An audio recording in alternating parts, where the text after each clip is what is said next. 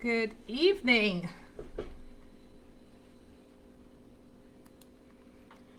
Good evening. Good evening. Welcome again to another Tuesday's Thoughts and Talk with Coach Wendy Hazel.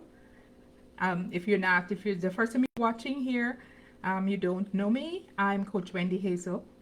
I coach women of faith who are in abusive, narcissistic relationships and suffering from emotional pain from the emotional abuse.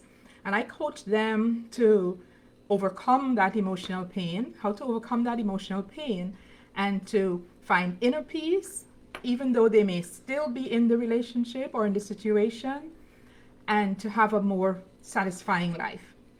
And so, welcome again.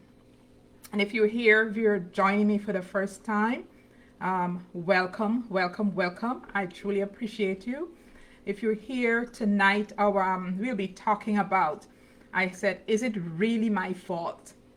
Is it really my fault? Sometimes we get blamed for things. And okay, let me just fix my microphone. We get blamed for things that we really didn't do. And it's as if everything that happens, you're being told it's your fault. It's your fault this happened. It's your fault this didn't happen. And tonight we're going to talk about fault, and the word you may find that is being called is blame shifting or victim blaming. And if you're in a difficult situation, you may be experiencing that, and the emotional pain and the mental torment that causes. So we're going to talk about it tonight, how I'm going to give some examples of some words to look for, what it really is, why it is happening, why does the person do that, and words to look out for, and what you can do when it's happening to you. Okay, so I'll invite you to invite others to join in this conversation. That you may know about it happening, but it may not be happening to you, but it may be happening to someone else. And so jump on and let's talk about this. Okay. So what is blame shifting? What is blame shifting? A definition I found, I'm going to read it. I can't remember where it came from, but it's not my definition, but I'm going to read it. And it says, blame shifting is a manipulation technique that narcissists and other emotionally abusive, controlling people will use to distract attention from their behavior and shift the responsibility for any errors to someone else. And so, let me just. Now, the person, you'll find what I'm saying, quite a few things that I say does not apply to someone who is not narcissistic. Someone who is, I want to call a regular person, who can understand your feelings, who can appreciate your feelings, who can apologize, who can just say sorry and make an effort to correct it and not do it again, and honor you and respect your feelings in particular. For a person like that, I'm distracted because I think, 1 second for me.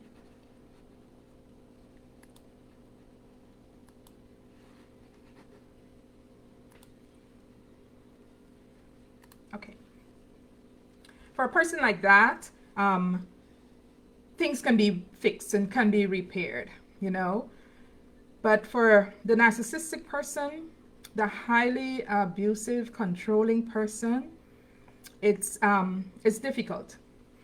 The narcissistic person believes they're superior. They're better than everybody else around. And they believe they're better than you. They're superior to you. That superiority, they may look at their qualifications, their education, maybe the job they have, maybe the income they're earning. They'll find something that says, I am better than you, I'm superior. So that's one thing. That person may be very grandiose. It may be, you know, that person may be sharing with others and impressing other people, right? They may be in a position, that person may have a position of authority or whatever, and they will be impressing on other people that they're big, they're important, right? So everything is grand, and you may find the dressing is grand, the how they dress, how they present themselves is grand. So there's that. And they give the public a very good impression of who they are. And that impression, for you who are living with them or living close up with them, you know that is not accurate. However, they have to maintain that impression, maintain that air of superiority and grandiosity, and have people believing they're who they really are not. So when something goes wrong, like they do something and that thing goes wrong, or the consequence is not good, or you know it is not good, it's difficult for the narcissist to accept blame, because accepting blame means they're flawed, right? Accepting blame and admitting to their mistakes mean they're telling people that I am not perfect. It's like saying I have flaws and I make mistakes, and that's very difficult for the person who is portraying themselves as being the perfect person, right? So they do not really admit to faults and mistakes and errors, right? That's very hard for them to do. So what happens is that when something happens, if you don't have proof to prove it, then you have a weak case, and they say they'll deny that's not them. But if you have proof, it is evident, it is out in the open, it's clear, and they're braced in a corner and they cannot really deny it, they will turn to wrong and say, you're the one who did it, or they will say, you are at fault, it's because of you, it's your fault that this thing happened, right? It's your fault that this thing happened. And so they'll just turn it around on you. When they're totally braced in a corner and you probably take a stand and you're not accepting that it's your fault, they will switch the conversation and bring up something else to distract from the whole scenario. So they'll bring up something that's so out of the way, absurd, nothing to do with what we're talking about. And that is a strategy to shift the blame from them and distract you from that, right? So it's a game, right? So, okay, we have some persons joining, and I say, welcome, come in and just share, invite others, tag others. We're talking about blame shifting and victim blaming, when blame is being put on you and you're not at fault. It's not your responsibility. You didn't do anything. But when dealing with a narcissistic person, a high conflict person, and an emotionally abusive person, they will, and when they do something that is wrong, or because of what they did, the consequences turn out not to be good, they do not accept blame. And they have to do something with that blame. They know that they're wrong, but they have to do something with that blame. And so they take it and they put it on you. And they say, you caused this to happen. You caused this to happen. You might find a good one is when a guy might be caught cheating. So when it's cheating, or just being inappropriate with somebody who is not you as a spouse or the partner, they can deny it because you don't have all the proof. You may just be picking it up inside of you. Something is not right here. But the moment you find proof, that's when you'll see blame shifting. You'll see things happening. They'll say, It's because you always nagging, you see, you bringing it up and bringing it up. So I may as well do it. You're the one who caused me to do it. See? So that is blame shifting anytime. And then what happens with you when that blame comes and you know you didn't do it, it is painful. It is painful. It's hurtful. Sometimes you might be trying to explain away, and I'm going to talk about that. You may try to answer back and saying, no, it's not me, and that just inflames everything.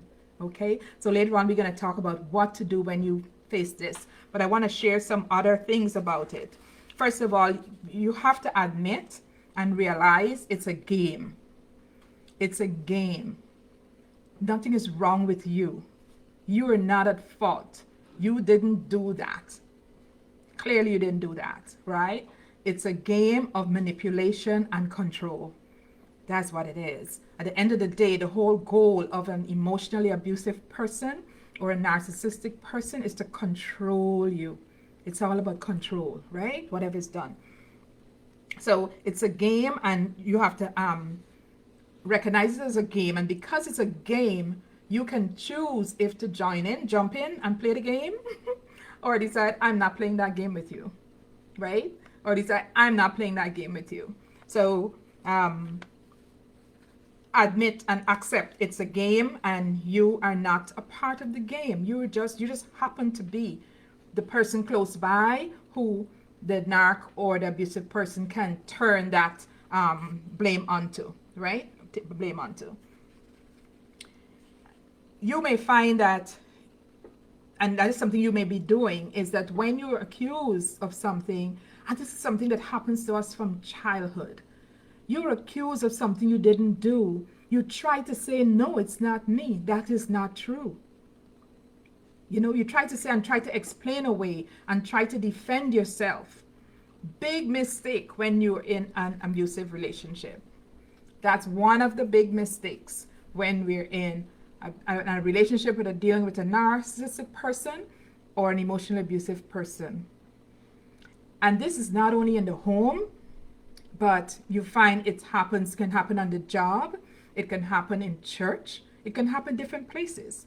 Because these controlling persons can really, I say it over and over, they can find themselves in places of authority over you, right? And these things are happening. And so it's important for you to know the game and understand the game, and then make your choice. If you're going to play that game, which is a very painful choice, or you're going to choose not to play the game.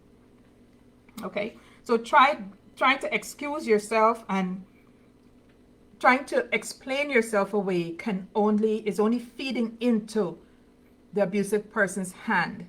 Because what happens is that you're explaining away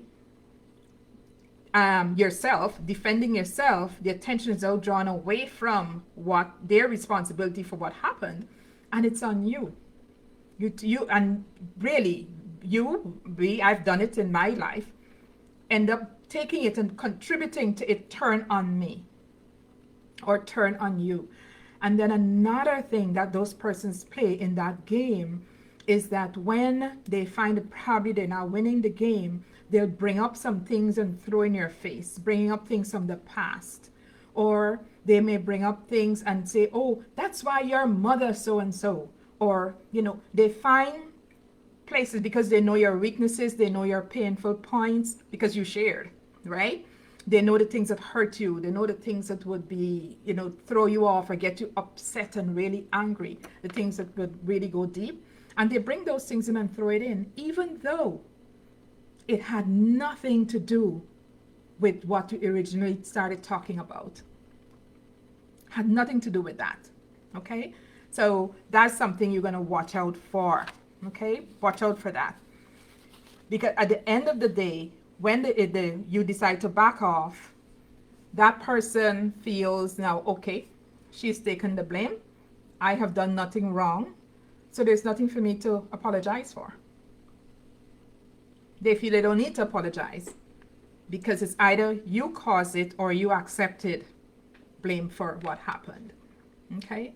Sometimes too, when we get blamed, and because of we so want peace, especially if you're somebody who don't like conflict, and they know that you don't like quarrels and arguments and stuff, they know that, you will go out your way and you will extend yourself to make peace or to fix it, or try and fix it. And that all is turning it all on you, contributing to turning it all onto yourself. Okay? So if you find yourself in a relationship, sometimes people like to call it situationship, but if you find yourself in a relationship with somebody like that, it is very difficult to live a happy life every day. It's very difficult, or for any length of time. There may be some happiness, there may be some, pleasantry, but it doesn't last long because something else comes up. Okay, so that's a big mistake. Another thing that you find they will do if they're not getting their way, to put all the blame on you, is to play the victim. Play the victim. And so you'll find things like, they will say things like, God is with them. If it's a Christian person, I know God is on my side. God is with me. So this here that happened, it has to be because you probably didn't believe God. And because you did this sin or you did that sin, that's why God allowed this to happen. Not their fault. It's all you. It's a game, ladies. And I say ladies because I coach ladies, but there are women who are narcissistic too. Right? There are women who are narcissistic, but statistics show that it's more men than women. Okay? So watch out for that game. Another thing they'll do, after throwing the blame on you, out of fear, because they have a lot of fear and insecurity inside. That's what it is. Out of fear, they'll start, especially if they did something that's really bad, not nice, they will start to make contact with people who are around you, close to you, and start telling them bad things that you did to them. So that's what we call playing the victim. Telling people of bad things that you did to them. And so persons will listen and can't believe that you can be such a horrible person. How can you do something like that? How can you do something like that? And so by the time you're ready to tell your story, there's nobody believing you. Okay? So understand all that is part of the game and work towards not getting caught up in the game. Because what happens, our pain really comes from us getting caught up in the game and believing or kind of accepting what is being said to us. Okay? So watch out for that. Them manipulating others and playing the victim. Okay? I'm playing the victim. And so I want to share some words that they use often that can help you to identify the game. Okay? So at this point, I'm going to stop to see I have some comments and to welcome who is here and say thanks for joining. And 1 second. Hi. Okay. Good night, Debbie and Alda. Good night. Good night. Good night. Okay. So just feel free to share with anyone that you think can benefit from this. Okay. So here are some. Pain comes from getting caught up in the game. Yes. Yeah. Yeah. The moment, I can tell you this, the moment your mind is renewed and you see the game for what the game is, you really don't jump into it anymore, right? And that's where you're able to find your peace in it. And here's some things that I have that I'm going to share with you. Some words, examples of phrases that they can use to just hurt your feelings and get you all upset. If you didn't say what you said, I would not have called you names. So one of the things they will, as a part of the game, to more or less shut you up, quiet you down, control you, you don't say anything, is name calling. Name calling can be subtle and it can be open, outright not nice. You can be called names like animal names. You can be called a cow, an elephant, a dog. You can be called foolish, stupid, dumb. You can be called, all kinds of things that is not your name.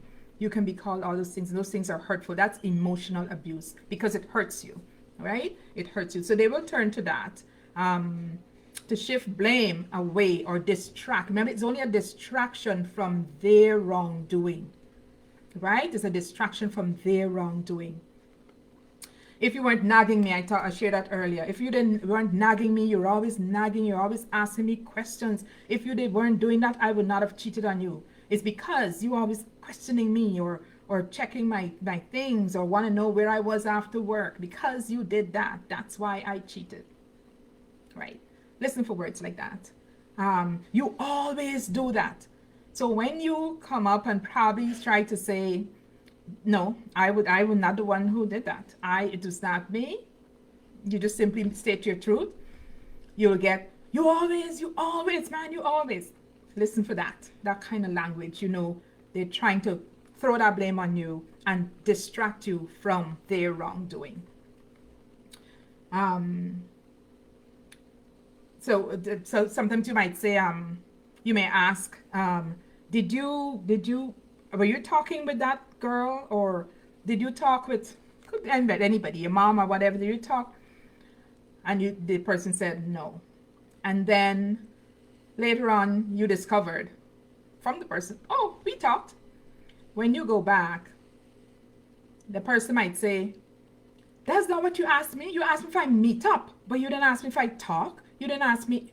A twist of the words like that. That is the beginning of the blame shifting. Watch out, it's going to escalate. Drama is going to come after that. And again, remember, the game is distract you from their wrongdoing, right? I know, you may say something. I'm laughing because I find the thing so hilarious sometimes because I understand the game. I know you never loved me. This time you're asking about a particular thing, or you are saying, or you found them lying, or I know you never loved me. I know you never loved me, right? And then if you don't know the game, you'll jump in to say, but how can you say that? Yes, I love you. And that's what they want, right? That's what they want. So that's the stuff that they think, and that's not, yeah. Or it's always your fault. It is your fault that happened. You're always messing things up, man. You're always messing things up. Look what you're going to cause happen. And you were nowhere around. You had nothing to do with it. Okay? And then when they really brace in something, you will get, what are you talking about me? What about the time when you did this and you did that? And sometimes when you zoom in on what they're saying, you think of the time, and the other half of what they're saying is not really true. There might have been a time when you went somewhere, but what they're saying you did is not true. So understand the game. Understand the game, okay? Okay, I want to share some of those are some words that I share with you. And this topic came to my mind for tonight.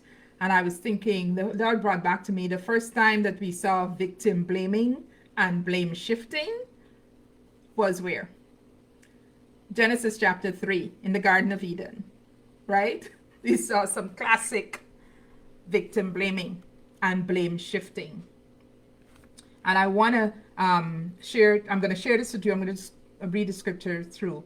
And I'm backing up from verse 7, just so we can get.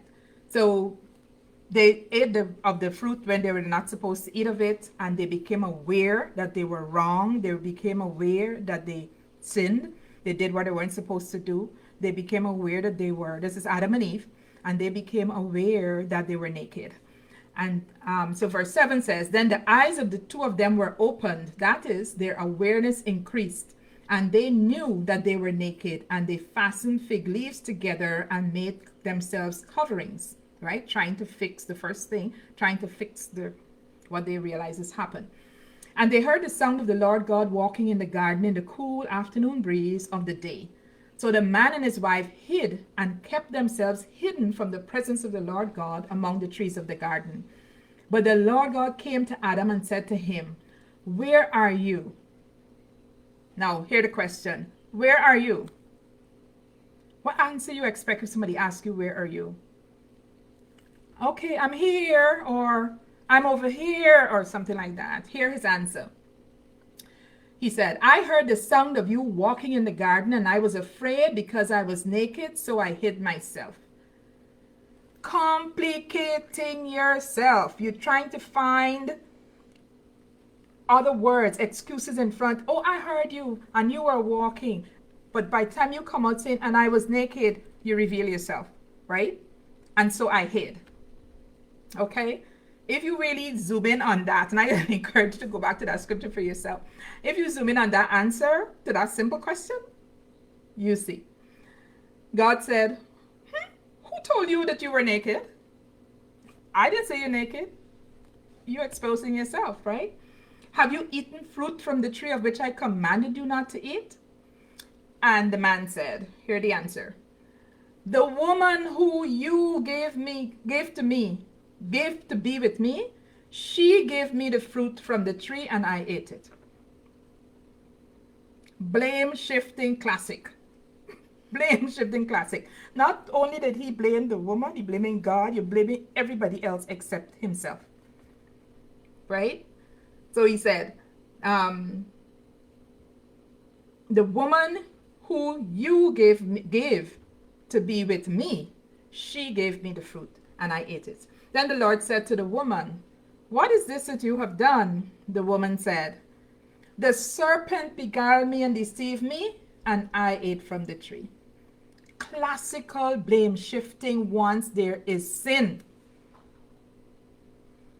Sin come in, immediately you start to see blame shifting. Wrongdoing at the beginning of time, immediately is like a natural thing to do that blame shifting. You see it in children.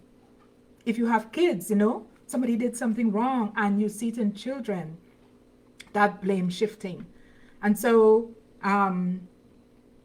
one of the things that we have to do if we're a parent and you have children, keep your ears out for that blame shifting and try to nip it in the bud, because you'll find families where there's a favorite child or something like that, and that favorite child may be to keep the favor of the parent, they may do that, shift the blame on a sibling. "Oh, it's not me, it's him or it's her," and that one gets punished and this one gets away with it. And so we want to nip that in the bud, because that is where things like that can feed into that person, that child growing up to be a narcissistic adult or an emotionally abusive adult, doing stuff like that to their partner. Okay? So what can we do? One of the things is set boundaries in the conversation. Last week we talked about boundaries, and so if you haven't seen that, go back in and look for last week's Tuesday's Thoughts and Talk, and where I talk about setting. No, not last week. That was the week before. Last week was silence, the power and pain of silence. The week before was on setting boundaries. You want to set boundaries in the conversation, meaning you will say and decide what you will talk about and what you will not talk about, so that when the conversation is going and the abuser brings up something that has nothing to do with the topic, you will decide, "I'm not talking about that. I will not have a conversation about that. That's not what I'm talking about. I'm talking about this." And you put it back to the main point, right? If you want to think so, direct it back to the topic, right? It's not that you'll be successful. You probably may not get anywhere, but by setting those boundaries, the next time around, that abuser will know that you're not playing that game of falling down that rabbit hole that they're pointing you to, so that you're distracted from their wrongdoing. Okay? Anytime you see blame shifting, or you recognize blame shifting happening, or victim, the person decides to start talking like they're the victim, "You're always doing this to me," and so, you know you're hitting the nail on the head with the truth. You know, when you see it happening, when you recognize it happening, this game has started, bang, okay, I got the truth. I know that I am what I'm saying is true. I know my position is true. Okay, so that helps. Um,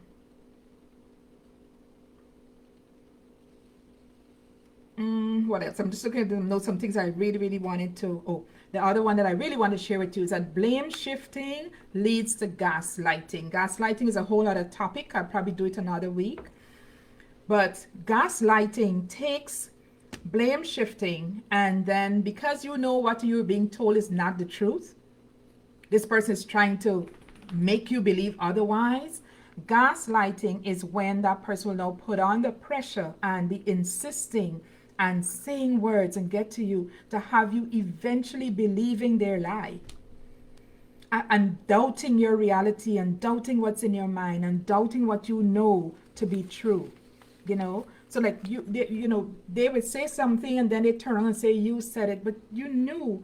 I know I didn't say it. I know I heard you say it, but arguing away only fuels the conflict, right? It only fuels the conflict. So what you got to do? What is it you can do in those situations? Number one is trust yourself. Believe yourself, trust yourself, trust your version of reality. Don't let anybody make you doubt your reality. Your reality is what you know to be true.